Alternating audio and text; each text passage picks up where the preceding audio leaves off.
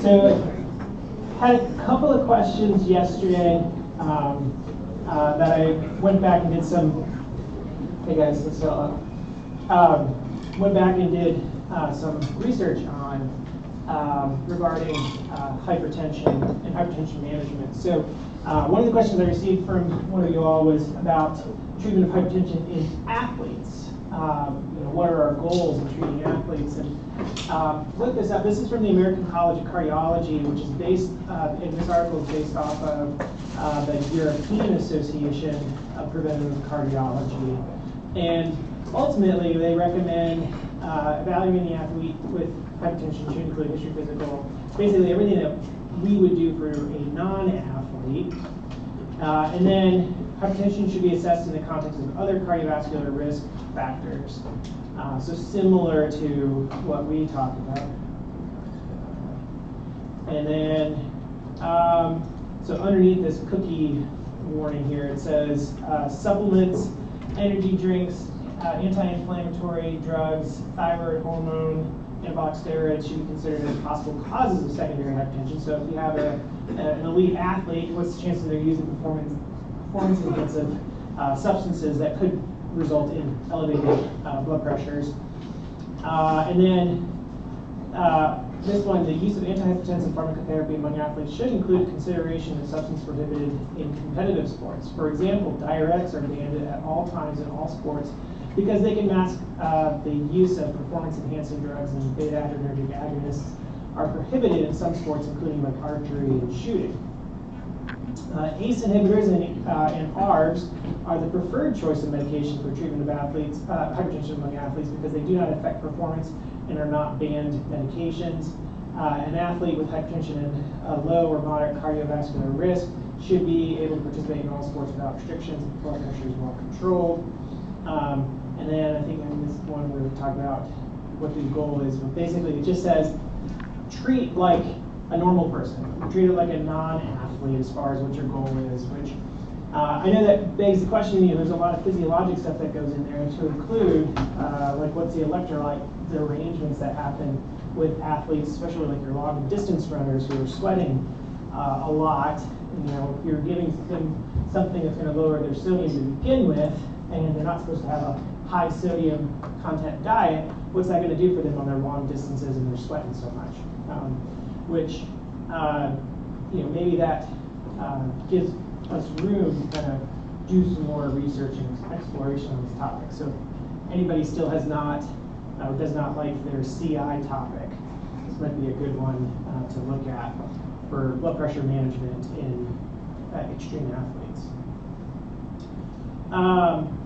Another thing that was brought to my attention is, so we are using the 2017 ACC-AHA guidelines for hypertension. And the new guidelines actually came out just recently. And although you're going to be tested on the PANTS with the 2017 guidelines, because the PANTS is typically lags like 3 years as far as updating guidelines. So we'll still stick with the 2017. But when you get into phase 2, or when you get into your own independent practice, you're going to be expected to manage based on the 2025 guidelines. So you'll be tested on the 2017, but you'll be expected to function under the 2025. And what's nice about this is you can kind of scroll down, you can see, this is 105 pages long, so give me the bluff, and basically this is what is new. So new terminology. So we're going to talk about hypertensive urgency. They're saying that now it should be called severe hypertension. New recommendation, secondary forms of hypertension. In adults with resistant hypertension, screening for primary aldosteronism is recommended regardless of whether hypokalemia is present to increase the rates of detection, diagnosis, and specific target therapy. So it's changing how we think about secondary forms because, and we'll talk about in today's lecture, that especially primary hyperaldosteronism is becoming more and more prevalent because our testing is actually getting better. We're screening better for these patients. So what we would have said previously is a primary or an essential hypertension is actually, we're finding out to be more of a secondary primary hyperaldosteronism patient. Another thing, so we talked about, you know, the ASCVD risk thing being greater than or equal to 10%, kind of modifies your goal. So they actually are dropping it down to 7.5%. So they dropped it down. So basically, let's be a little more aggressive for those folks who are borderline. Is basically what it comes down with the new guidelines. So, so kind of an interesting thing to see. I think they realize our population is not getting healthier. So we need to probably be a little more aggressive in managing and treating hypertension before we start getting secondary complications from it. So, but just some interesting things I found on my research. So, but let's go ahead and start off with just a couple check-on learnings from yesterday's lecture, and then we'll go into our lecture for today.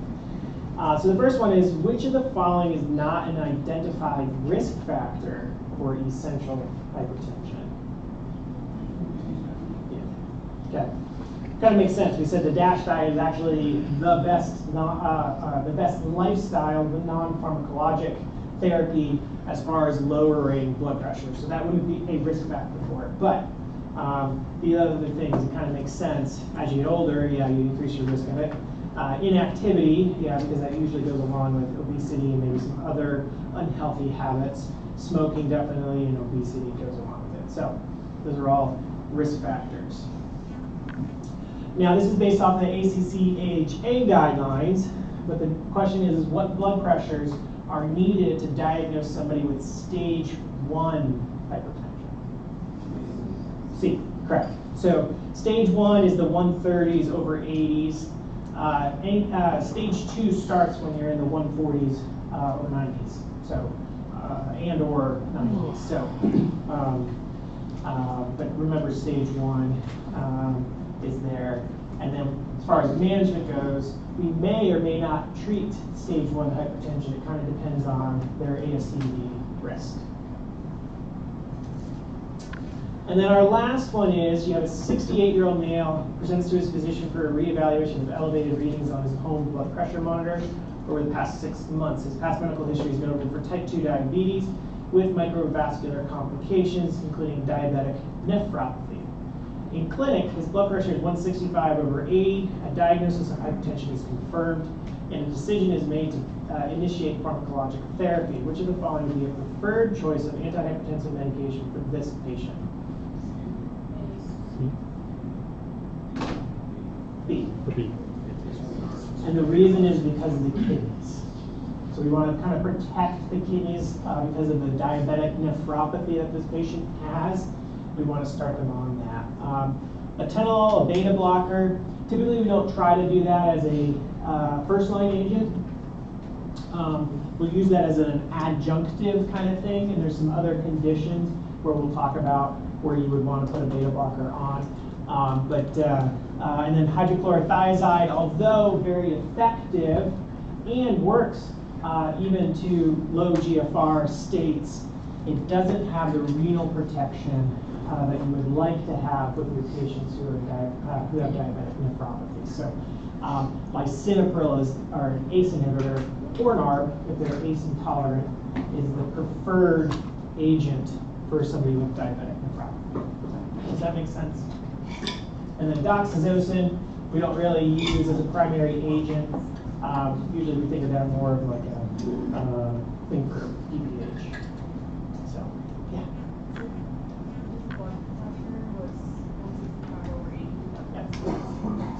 Yeah.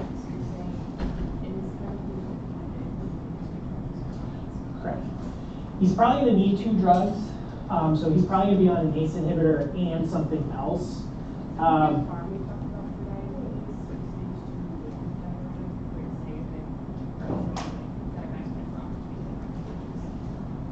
Right. So she was so informed. They were saying if they're diabetic with stage 2 hypertension, do HCT. Right. Yeah. So you have at least the 2-agent thing. But do you absolutely need to have the diuretic? No. You could try a calcium channel blocker or something like that. Right. But the big thing would be making sure they're on an ACE or an ARB to kind of protect the kidney. Yeah. But yeah, this patient probably is going to need dual agents, if not triple agents, to manage this. But we actually will talk about a cause of secondary hypertension today that this patient kind of falls into that would explain why this patient is having these blood pressure issues. So,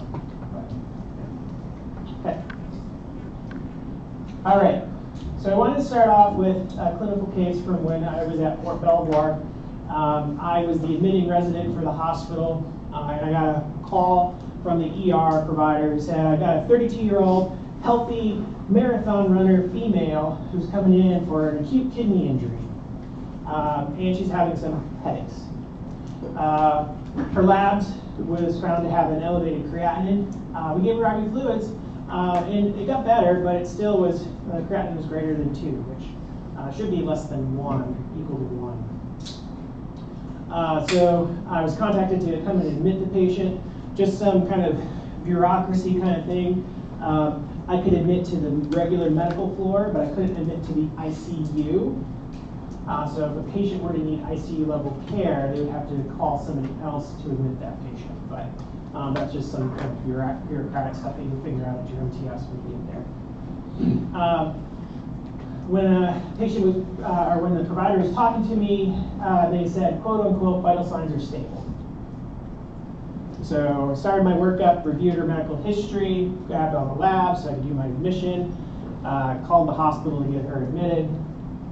And then at the time, Belvoir was using paper charts in the emergency room. Everybody else was using electronic charting, but the emergency room still used paper charts. And when I get there, I notice her initial triage blood pressure was 230 over 120.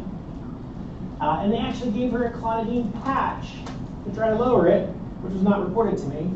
And it brought it down, but it still was greater than 180 over 100, which was kind of the threshold at Belvoir for who would go to the ICU and who would go to the medical floor. So this patient needed to go to the ICU. When I asked the provider about the blood pressure and giving the clonidine patch for it, I was told, oh yeah, I forgot. So I wasted 30 minutes on a Saturday trying to admit this patient, and I couldn't even get him out. So, we'll come back to visit what happened with her case. So let's talk about secondary hypertension first. So we talked about yesterday, essential or primary hypertension is there's no identifiable cause for this. So it is the pathology, it is not a symptom of something. Well, secondary hypertension, the high blood pressure component to this is a symptom of a greater condition. So there is another pathology that is going on in that patient, and that blood pressure elevation is just a symptom of that, which means from a treatment standpoint, it's going to be very difficult to manage these patients if all you're doing is focusing on the blood pressure, because you're not treating the cause, you're just treating the symptom, right? This is no different than I'm going to give, somebody, kind of go back to my strep throat analogy from yesterday. Patient comes in with strep throat, pain with swallowing, and I just give them an ibuprofen, right? I'm not treating the cause of their sore throat, I'm just treating the symptom of that infection. So, same thing. So you may be wondering, what should I be looking out for that might make me suspicious that this is somebody who has a secondary hypertension versus a primary etiology? And a couple of things that might put somebody at a risk of this is at what age does this hypertension develop? So if it is less than 20, probably a secondary form. And we've already talked about one of the more common causes of secondary hypertension in a pediatric or a young adolescent. That's the coarctation of the aorta, right?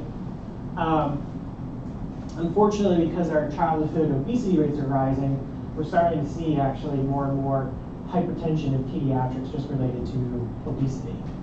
So this may change in the future, unfortunately. Another thing is actually that the onset of their hypertension actually comes on after the age of 50. And we're going to talk about why that's the case when we look at some of the causes of secondary hypertension. Typically also, the severity of it is it's not a gradual, slowly increasing. It's not like they were, 129 over 82 3 years ago, and then they were 130s, and now they're 140s. It's usually a pretty abrupt. So it was normal last year, and this year it's abnormal.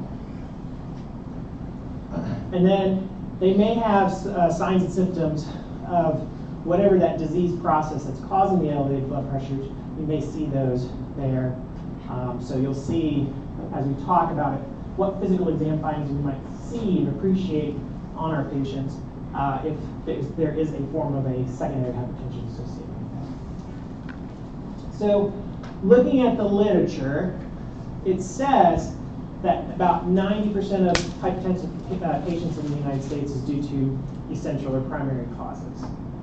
Now, here's where there is some change. Traditionally, we said the second most common cause of hypertension was chronic renal disease, which represented about 2 to 4% of patients. But you can see, depending on the study that you look at, the rate of primary aldosteronism as being a cause of hypertension is actually rising significantly. And this is not because it's becoming more prevalent in our society. It's more we are detecting it better. Our testing is getting better. We have better tests. We have more widespread tests. We have affordable tests to test for this condition. So instead of just chalking it up to, this is just hyperaldosteronism, or this is just an essential hypertension, I'm now actually going and testing for hyperaldosteronism, and my tests are coming back positive. It used to be the test that you had to do was threading wires into the renal artery and taking, or renal vein, and taking samples of blood to test for it. We no longer have to do that invasive kind of test. Okay?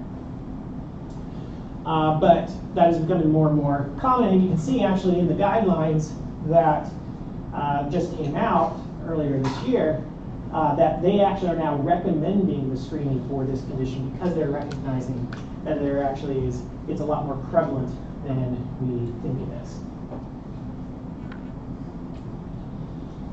But don't forget about medications, don't forget about other toxins like drugs that your patients may be on that may also be causing hypertension. And simply by removing those medications or removing those toxins, their blood pressure will get better. But let's go in and start talking about specific secondary hypertensive causes, okay? And we're first going to talk about the renal causes first before we move on. So there's two main kind of umbrella categories for renal causes of secondary hypertension, okay? There's the renovascular, so the idea is that the plumbing coming to the kidney is the problem, okay? It's not the filter itself, it's the plumbing coming to that filter that's the problem. And you can see the most common form of this is actually renal artery stenosis in elderly men who have atherosclerotic disease, which we're going to talk about atherosclerosis tomorrow, and so this should make a little more sense why this is a problem. But in elderly males who are at the highest risk of having atherosclerosis, that atherosclerotic plaques just get deposited really in any artery. We usually think of it as in the heart, coronary arteries, right?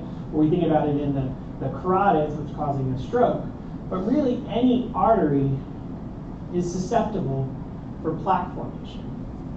And when plaques start to form in the walls of the arteries, it starts to narrow the lumen, and now that's going to affect the blood coming to the kidney, okay?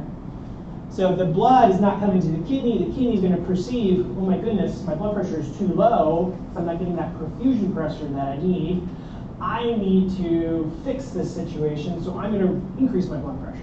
That's the problem, is my blood pressure is too low, I've got to fix it. Which we know is not the case, and unfortunately, that then can lead to problems for all the other organs that are not suffering from the same perfusion problems. So, and the way that it increases the blood pressure is it increases the renin release, and it activates that RAS system,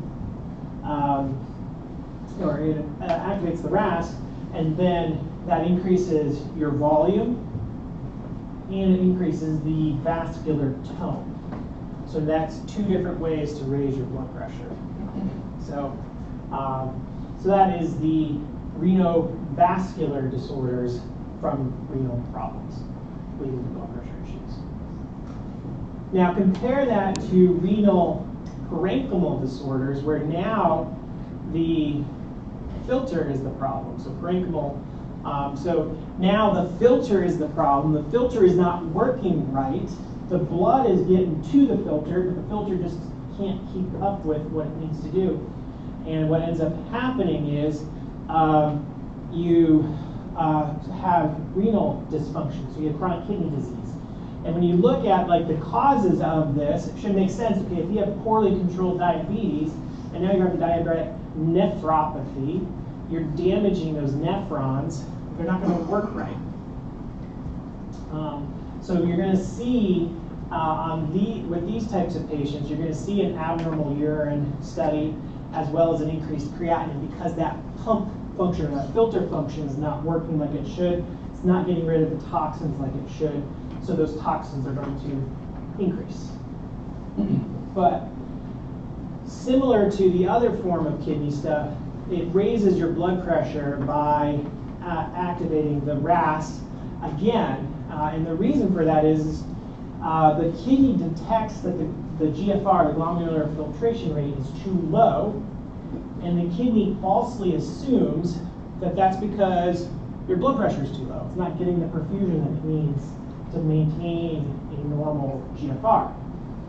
So it's going to then try to increase that blood pressure, increase that volume, and that leads to those blood pressure elevations, which then affects all the other vital organs. So that's how kidney disease can cause elevated blood pressures. Let's now look at the adrenal gland.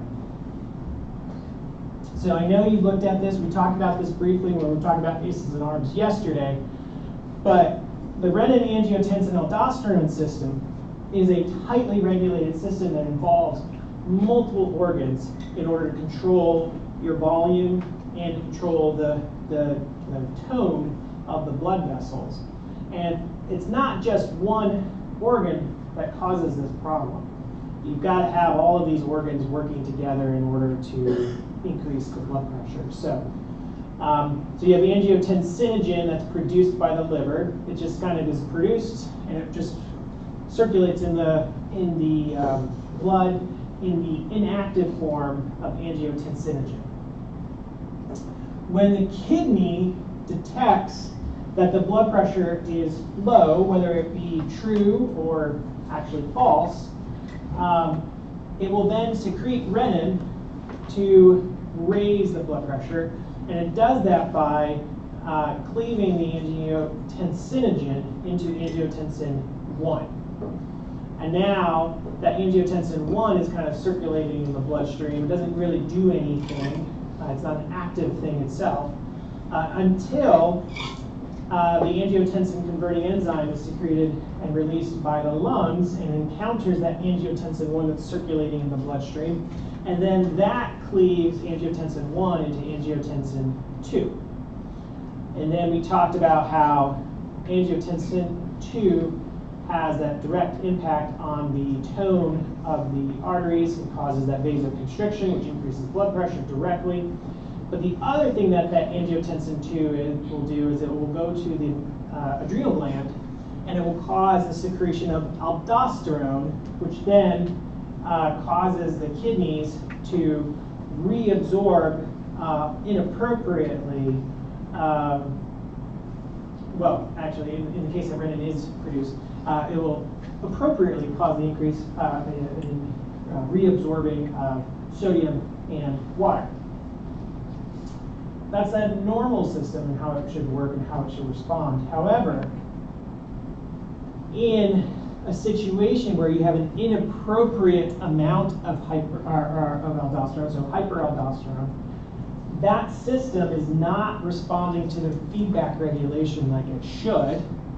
And now you have elevated levels of aldosterone circulating around inappropriately, And those are acting like they should to raise your blood pressure by causing an excessive, inappropriate reabsorption of sodium and water at the level of the kidney. And there's a couple of ways that this happens. It could be that for whatever reason there's just an excessive stimulation of the adrenal gland. You just get this hyperplasia of the adrenal gland. It could be that there's a actual tumor on the adrenal gland, which is the most common form of this, that is producing aldosterone. This is what my mother had, and had to have surgery to get that tumor removed. And then there is a rare condition where it's secondary, that hyperaldosteronism, that high aldosterone level is secondary to a tumor that's secreting renin inappropriately. Okay, so there's a couple of ways that we can get this this abnormal, inappropriate, elevated levels of aldosterone. But if you remember, what happens at the level of the kidney with aldosterone is it works on those sodium ATPase pumps that you see on this slide. And what happens is you retain sodium. So you retain sodium at the expense of getting rid of potassium. So when you have this inappropriate feedback going on and you're not getting this the appropriate regulation of the electrolyte levels, you're going to end up having this hypokalemia, so this low potassium level, because you're dumping excessive amounts of potassium to try to absorb as much of that sodium as you can. So that's what you're going to find, and that's why this happens in a hyperaldosteronism state. So how do you test for it? We talked about how now the ACC, AHA are recommending to do more testing for this condition. Well, there's two first-line tests that you can do. You can either do a 24-hour urine aldosterone level, so they just run around everywhere they go carrying a jug of urine, and every time they need to pee, they'll just collect it and then dump it in the jug. They do that for 24 hours, and then they bring that jug to the lab and then test for it. The other way to do it is to do the serum aldosterone to renin ratio, where you should have somewhat normal renin to aldosterone levels. So in a normal individual, renin is only secreted when you're trying to increase your blood pressure. And you should only have as much aldosterone circulating as is being required by renin cleaving angiotensin 1 and angiotensin 2. Or sorry, for angiotensinogen into angiotensin 1, which then triggers the RAS, right? But if I have a tumor on the adrenal gland that is secreting aldosterone inappropriately without any kind of feedback to regulate that secretion, does it make sense that the gas pedal is going and I'm trying to put the brakes on, and the way that the body puts the brakes on is it drops your renin levels? But unfortunately, that gas pedal is kind of stuck because of that tumor, and you start to you continue to secrete that excessive amounts of aldosterone. And so what you'll find in somebody who has hyperaldosteronism is that ratio of aldosterone to renin will be 25 to 1 or greater than 25 to 1. So looking for that excessive ratio is a positive test for this.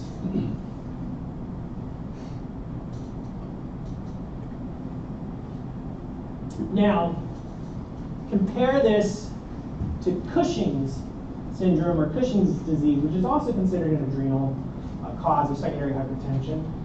And I got a picture of one of my dogs here because she was diagnosed just over a year ago with Cushing's disease and is on medication for it.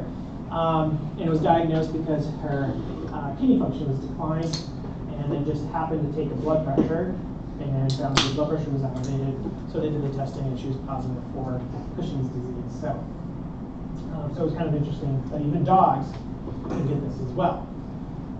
But think of Cushing's syndrome or Cushing's disease as a state where you have an excessive glucocorticoid secretion, such as like cortisol. And this elevated cortisol level, kind of think of it as like the stress hormone, can cause a lot of problems, to include elevated blood pressures. Okay. The way we diagnose this is by doing a dexamethasone suppression test. So I give a high dose of dexamethasone, so a steroid, and then that should shut off that cortisol production. But in somebody with Cushing's disease, it's not going to do that, and that cortisol level is going to remain elevated. Another way to do it would be to collect the urine for 24 hours and then actually test the cortisol levels in the urine. So 2 different first-line therapies that you can do to test for Cushing's disease. But this is what you could see on a patient who has Cushing's syndrome. So the buffalo hump is kind of the classic kind of appearance to it. The moon facies we talk about. The red stria on the abdomen, so like it almost looks like stretch marks. But you can see it also does affect wound healing. The skin is very kind of brittle, thin, and weak. So there's a lot of secondary effects that you can actually see from your patients if they have Cushing's syndrome or Cushing's disease. And there's a number of different ways that they can get it. So it could be a pituitary adenoma. It could even be a cancer in the lungs. It could be the adrenal gland itself that's the problem. Or it could be, they're going to their local GNC and getting stuff to help them with their workouts. And then the last adrenal cause that we're going to talk about is a pheochromocytoma, which, even though this is probably the most rare form of secondary hypertension, this is probably the most commonly tested on standardized tests conditions you're going to get. So you will get at least 1 or 2 questions on your pants about pheochromocytoma, okay? So what exactly is it? It's a tumor of neuroendocrine cells that are secreting catecholamines inappropriately, okay? And what can happen is sometimes you can have it where you get a surge in the release of those catecholamines, and that's going to trigger kind of an immediate type of response.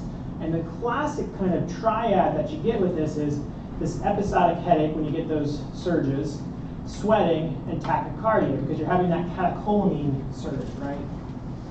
Well, it could also be that it causes a hypertensive emergency or urgency, so a hypertensive crisis, which we're going to talk about at the end of this lecture, where that blood pressure just significantly jumps because of that neuroendocrine surge, or that catecholamine surge that's there.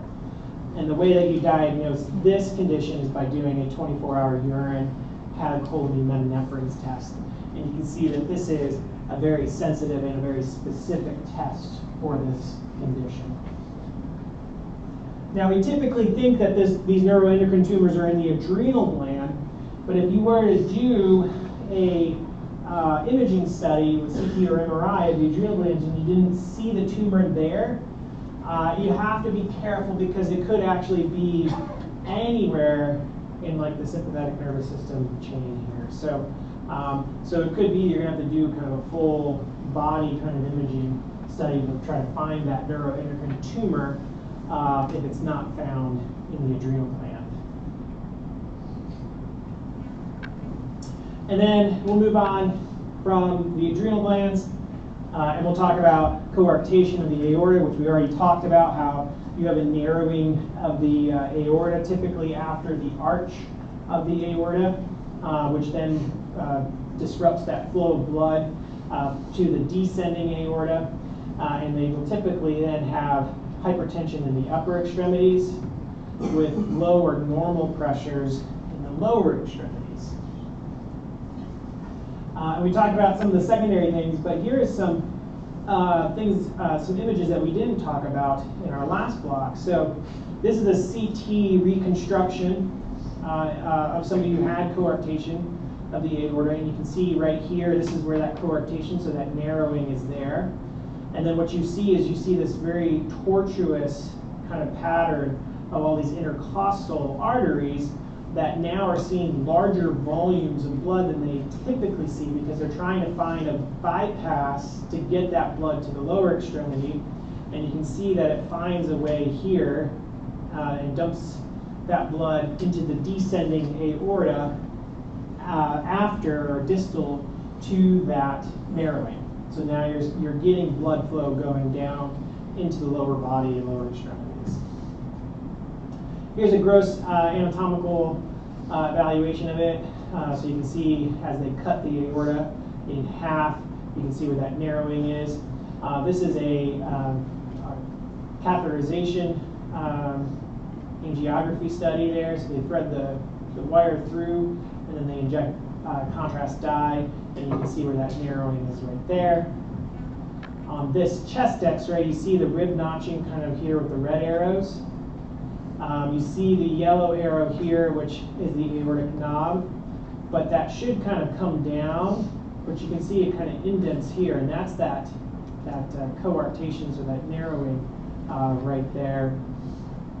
And then you see it actually kind of dilate distal to that narrowing. That's and so the screen arrow is kind of pointing to that distal dilation post coarc. So those are just the kind of things you can see on imaging studies with coarctation.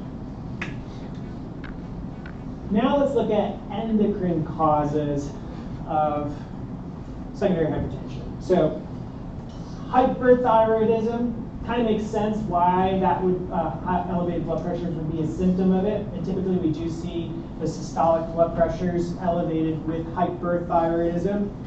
But what we do forget is that hypothyroidism actually causes an isolated diastolic hypertension. So if you have a patient who comes in and their systolic is like 120, but then their diastolic is like 94, then you should be scratching your head of maybe this is hypothyroidism because you have that isolated diastolic blood pressure elevation. And the reason you get that blood pressure elevation in hypothyroidism is you have an increase in the intravascular volume because the fluid retention, the fluid shifts that are present in hypothyroidism. One of the symptoms of hypothyroidism is swelling, edema, mixed edema. So when you study thyroid disease in endocrine, just recall, remember, diastolic hypertension is present or can be present with hypothyroidism. And then hyperparathyroidism can cause this. The parathyroids are responsible for your calcium regulation, right? So if I have elevated levels of hyperparathyroidism, I'm going to have elevated levels of calcium. Remember, what does calcium do for muscles? Yeah, so you get that contraction. So now that's going to cause, that elevated calcium levels are going to cause an inappropriate vasoconstriction because I'm getting those smooth muscles contracting because of those elevated calcium levels. So that's going to cause a blood pressure elevation. So looking to treat the hyperparathyroidism can and will control your blood pressure as well. Does that make sense? And then we got to throw in kind of our catch-all group of the other causes of this. Sleep apnea can cause hypertension. Typically in the United States, we think the most common cause of sleep apnea is obesity, right? And obesity in and of itself is a risk factor for sleep apnea. But I've had Navy SEALs who have sleep apnea too, and they have like 3% body fat on them. They are not obese and they have sleep apnea. So how does that cause the blood pressure to be elevated? Well, typically we think of elevated cortisol levels as a response to sleep apnea, as a response to that stress of having those hypoxic episodes. And what is Cushing's disease? Cortisol levels are elevated, right? So it almost kind of mimics Cushing's disease to a degree, okay? So the way you treat this hypertension is treat their sleep apnea. They stop having hypoxic episodes. They stop having a stress reaction. They stop secreting cortisol inappropriately, and their blood pressure comes down. So look at your patients if they're at risk of sleep apnea, test for it, and maybe that's what you need to do actually to manage and control their blood pressure. Then there are medications that can do it. So contraceptives, especially contraceptives with high estrogen levels, can cause elevated blood pressures. So if you have a patient who's coming in with that and they are on a higher form of estrogen, maybe we should try to switch them to something that doesn't have high estrogen levels in it. And maybe be like the Nexplanons or the IUDs or something like that to help get rid of that high estrogen and still provide the contraception that they desire. Erythropoietin, so kind of going back to our athletes who have high blood pressure, EPO is one of the most abused performance-enhancing drugs because it boosts your red blood cell concentrations, right? So if I have excessive amounts of red blood cells and I'm kind of borderline in that polycythemia vera, that can cause that blood pressure to be elevated because you have that increased volume in your blood. Okay. And then, of course, medications like Sudafed. We're going into cold and flu season. There's going to be a lot of Sudafed dispensed.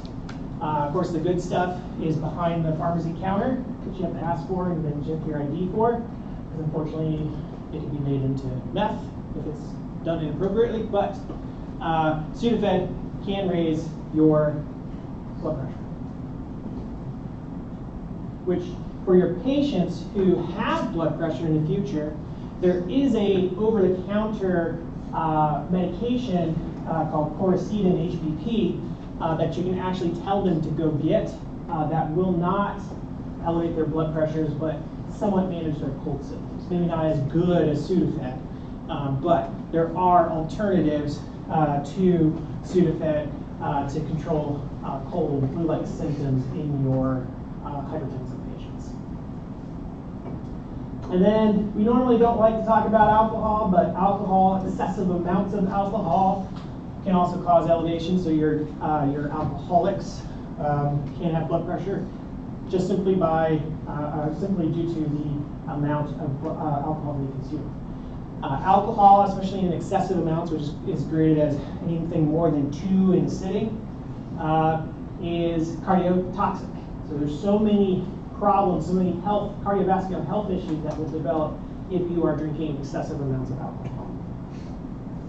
And then, of course, the cocaines and the amphetamines and stuff like that, it should make sense that they're sympathomimetics.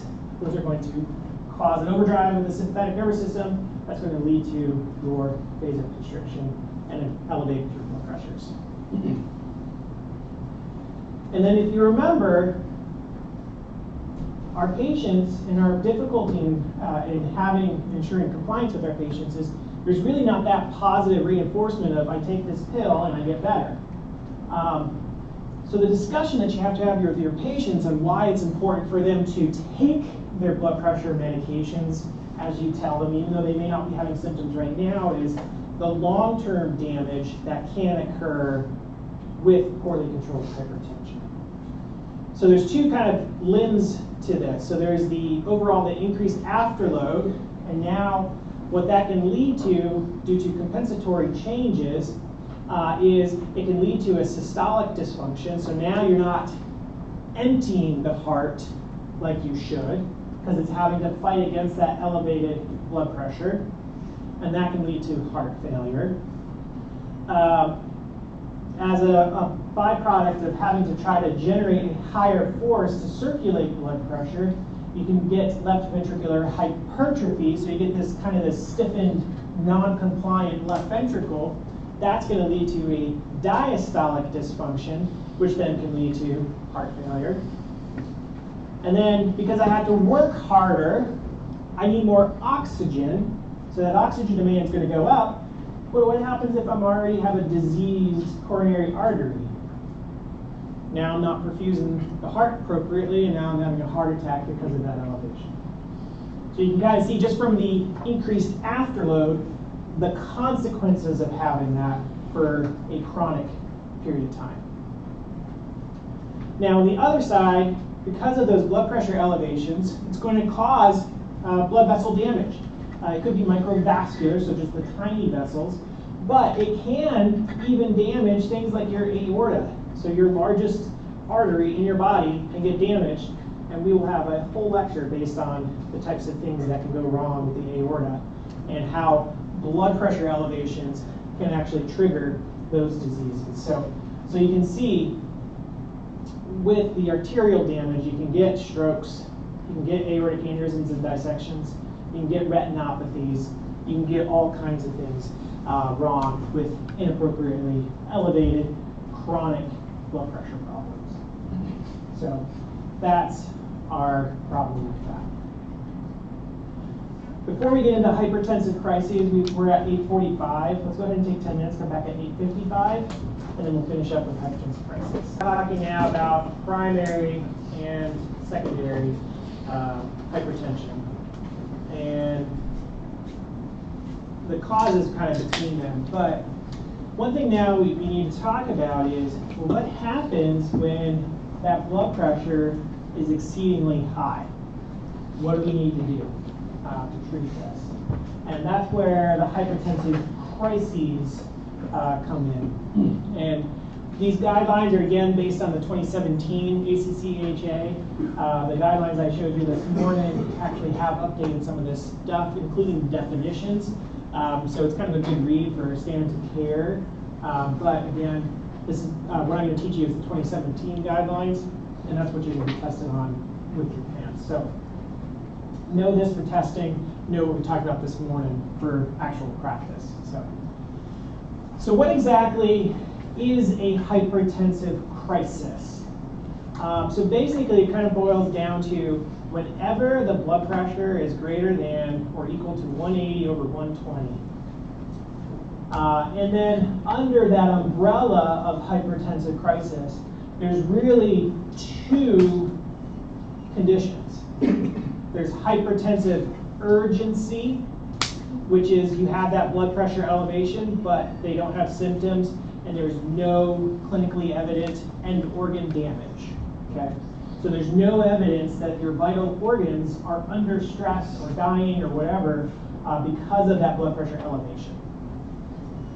And it's important to know because when we talk about the management and treatment, we've got a couple of days potentially to get that blood pressure under control. Okay, so it's not an emergent kind of thing. It's just, yeah, that's not right. We should address this problem and take care of it. One thing that is kind of interesting to note is we say asymptomatic. However, a number of your folks could have a headache. That's not truly asymptomatic, but we're going to throw a headache as not a true symptom of end organ damage. Bloody noses are not a symptom of end organ damage, nor is a faintness. So you have those symptoms and still fall under hypertensive urgency. Now, hypertensive emergency is you have this elevation, this severe elevation in your blood pressure, but now there's clinically evident end organ damage. So that blood pressure elevation that's there is causing stress or death of your vital organs. And you better act quick or else that organ is dead and will never come back, right? So you have to understand we're going to have to be a lot more aggressive with hypertensive emergency because we need to prevent further cell death. There is some other terminology. So if you have this elevation of blood pressure affecting the retinas, this is called accelerated malignant hypertension. I'm not necessarily going to test you on that, but just know that there is another term out there. Hypertensive encephalopathy is when somebody's in a coma because of that blood pressure is so elevated. That could, that's pretty severe, right? Probably need to act on that, treat that quickly. Right. When you encounter somebody with a hypertensive crisis, you've got to do your history, you've got to do your physical, but key things that you really need to focus on is what are you taking, or what should you be taking? So say they have blood pressure medications already, they just stopped taking them, and now their blood pressure is severely elevated. That's a problem, right? They're not taking their home medications for one reason or another. Maybe they're on cocaine, maybe they're on amphetamine of some sort. Why are you taking that? Let's come off of that and get the blood pressure under control. When you do the physical for this, well, one, you want to verify that that elevation that you had was real. It wasn't because they were thrashing on the hospital bed when they were trying to take the blood pressure, like you'll encounter like with your trauma type patients who are coming in severe pain. And then you're going to maybe want to do things like looking at their retinas, doing a cardiopulmonary assessment, looking at the neurologic assessment. So kind of looking and doing kind of a full assessment is important to look for it. So we talked about how headache, epistaxis, and faintness aren't necessarily like symptoms of end organ damage. So what symptoms are evidence of end organ damage? Well, when it comes to the brain, any neurologic deficit to include unilateral weakness, sensory changes, ataxia, cranial nerve palsies, kind of think of like stroke-like symptoms, altered mental status, delirium, seizures, all of those are symptoms that are associated with end organ damage of the central nervous system. From a cardiac standpoint, what's interesting is left atrial and left ventricle hypertrophy, so a chronic change is actually evidence of end organ damage. Ischemic chest pain, which we're going to be talking about next week. So because of the blood pressure is so elevated, it is causing a increased demand, oxygen demand. So now the heart is under stress and they're borderline having a heart attack. Pulmonary edema, because of that increased afterload. We talked about one of the complications of blood pressure is heart failure. So maybe they're going to have pulmonary edema because of that heart failure, because they can't pump that blood forward because that blood pressure is so elevated. The kidneys start to become under stress and they stop working, filtering like they should. So you can see some abnormal values on kidney function. From a vascular standpoint, you may start getting tearing in the aortic wall. There may be some other types of symptoms associated with like aortic dissections, aortic aneurysms. When you look at the eyes, you're going to see some vascular changes in the retina, which, getting a retinal exam in the emergency room is probably going to be very difficult, but maybe this is a situation where you're going to want to call in your ophthalmology colleagues into the emergency room to get evaluated. Now this is just an FYI, there are other hypertensive crises out there that we're not going to talk about in this lecture. We're going to talk about these in women's health next semester, which is preeclampsia and eclampsia. This is just a severe elevation, although it's not the 180 over 120, but this is a severe elevation of blood pressure during pregnancy, and that can put not only the mother's life at risk, but also the baby's life at risk if they develop this condition. So how do we treat hypertensive urgency, hypertensive emergency? Well, first of all, one of the things to figure out is, well, why is this happening in the first place? Is it because they stopped taking their home medications? Is it because they're taking something? Is it because they're having an aortic dissection and they're having these elevated blood pressures? Is it because they're having a heart attack and it's causing these elevated blood pressures? Trying to come down with the reason for it. But the most common cause for this is this person has chronic hypertension, and then for whatever reason they have an acute on chronic insult that causes that elevation of their blood pressure. But when you look at the treatment guidelines, fortunately the 2017 ACC/AHA guidelines actually gives you a good kind of algorithm to follow down. So, first you have to confirm that they have a systolic or a diastolic pressure that meets the definition of a hypertensive crisis. Then you have to answer the question is there any end organ damage? And if the answer is no, then it's hypertensive urgency, or also known as markedly elevated blood pressure. And the treatment goal for this is reinstitute or intensify oral antihypertensive drug therapy and arrange follow-up. There's no time hacks. It's all oral medications. Just make sure you start them on a medication or you adjust their medication and then have them follow up in primary care. So, i.e. coming to see you in your clinic. And the reason for this is because there is no evidence of end organ damage, there's no evidence that cells are dying, we can lower that blood pressure over the course of 1 to 2+ days, provided they remain asymptomatic from this.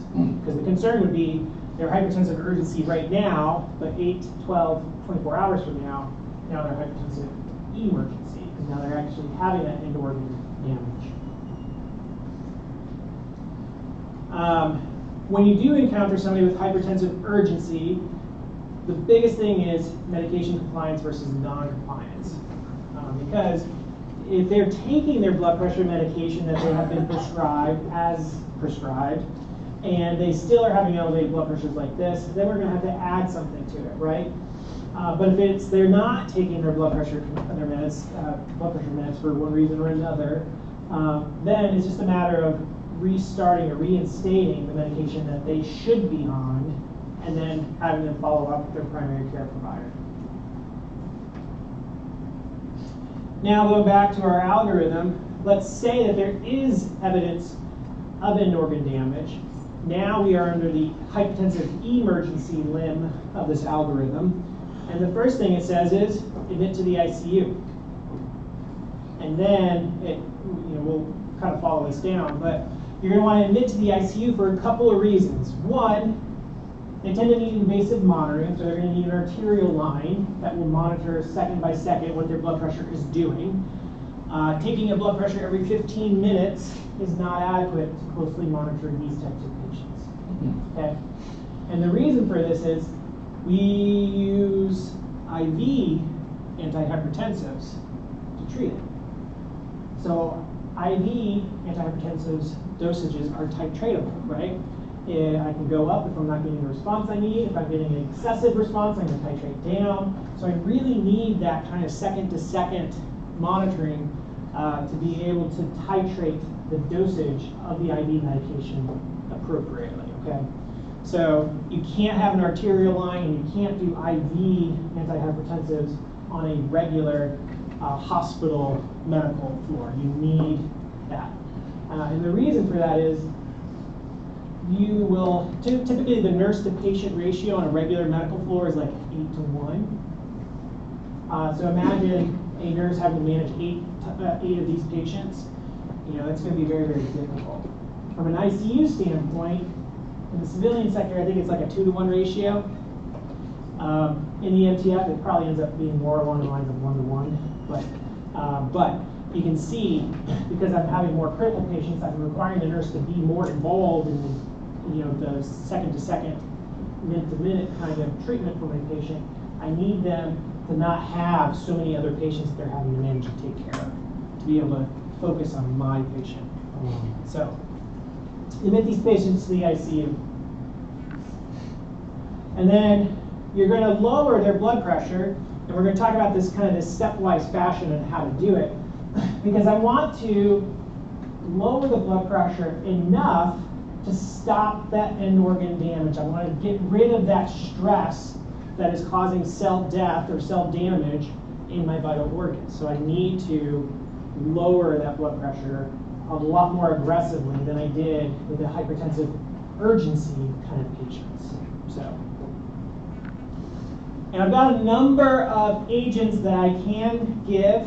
These are titratable, like we talked about, but like labetalol, nitroprusside, and cardamine tend to be one of the more common ones that we will use. There are some exceptions that we'll talk about, but these are the most common ones that we would use in the hypertensive crisis because these are titratable. You can look. So labetalol, 20 to 80 milligrams IV bolus every 10 minutes, or a 0.5 to 2 milligrams per minute IV infusion. So 0.5 to 2.0 milligrams per minute. That's a wide range, right?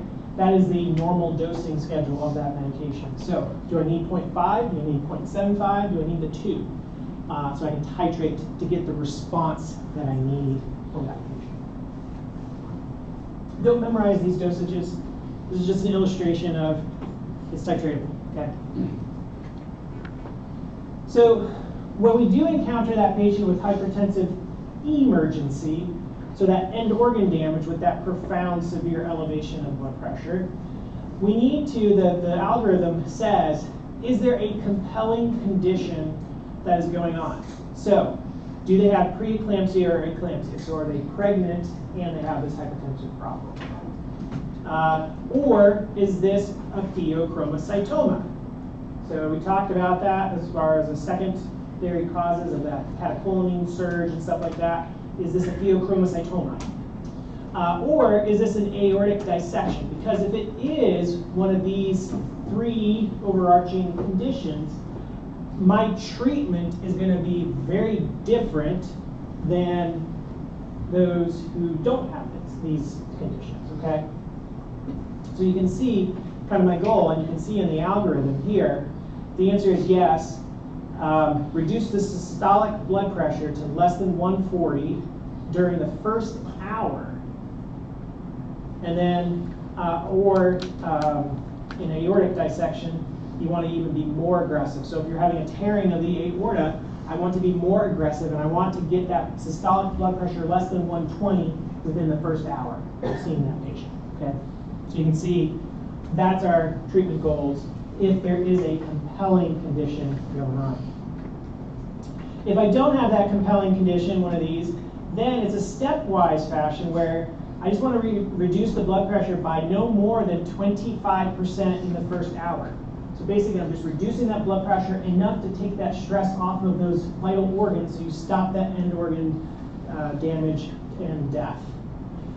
Then, once I've reduced it 25%, then I want to get it to 160 over 100 to 110 over the next 2 to 6 hours. So you still have a significant elevation in your blood pressure, but within 6 hours, I still don't want them down to normal. And then over the next 24 to 48 hours, then I want to get them down to normal. So you're going to step them down kind of slowly, and then try to get them down to that, 110s, 120s, 130s over the course of the next couple of days. So decrease by 25% over the first hour, and then down to 160 within 6 hours. Does that make sense for that? Sorry, it's like 25% of 230 is like almost 60. So that would just about 10 to literally from like 170 to 160. Yeah. So it just be right, and it's a max of 25%. So it's acceptable to get it down to like the 170. But you can keep it at 180, and that's fine, provided there isn't ongoing cell death from it. Yeah.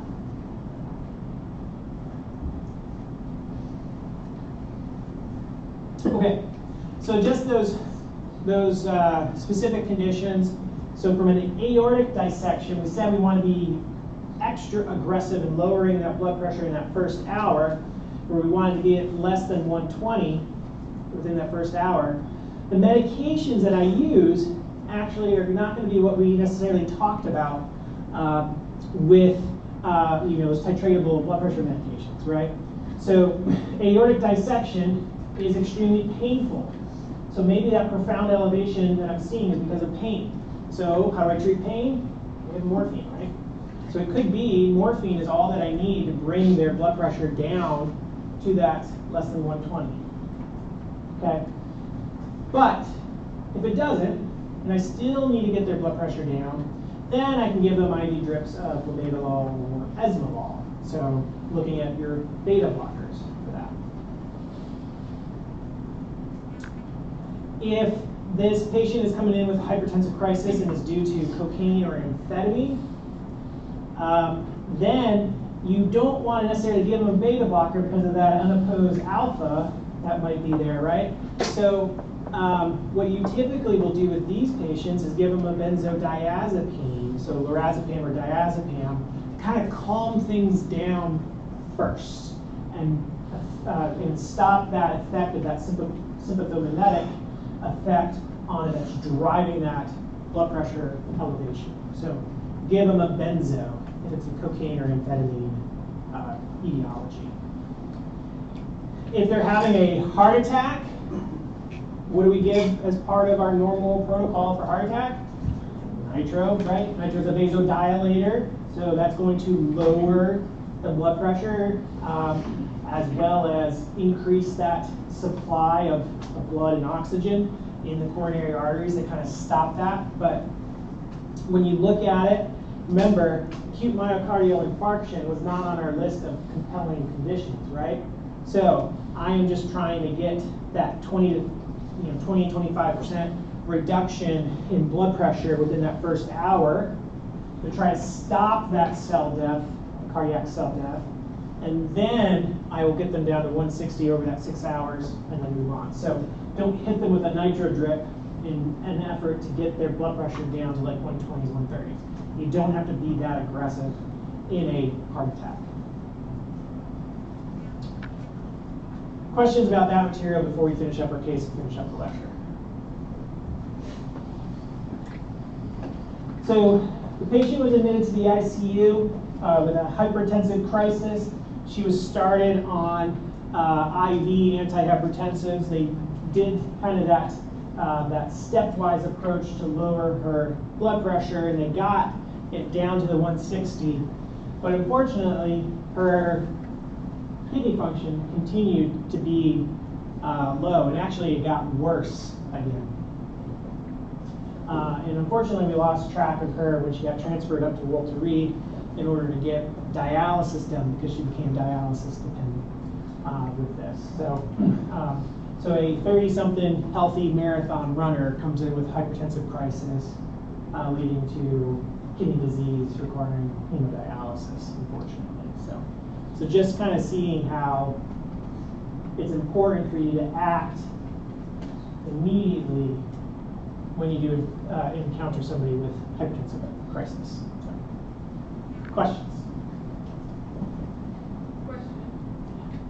Based on your assessment, what are some things that could have caused a hypertensive crisis on that healthy patient? Could be a couple of things. So when you do encounter an athlete, especially somebody who's a peak performer like that, you always have to be suspicious of things, substance performance enhancement kind of things that they're taking, whether that be intentional or not.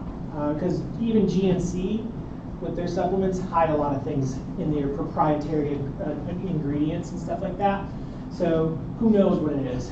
A couple of years ago, when I first started practicing medicine, DMAA was a thing, diacetylmethylamine, and it was causing folks to drop dead with sudden cardiac arrest, and it's because it was an amphetamine that they basically were overdosing on.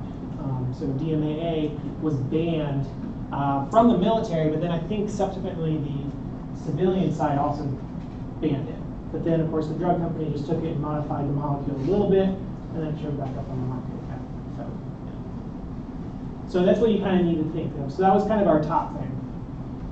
Could have been a pheochromocytoma or pheochromocytoma crisis. It could have been that.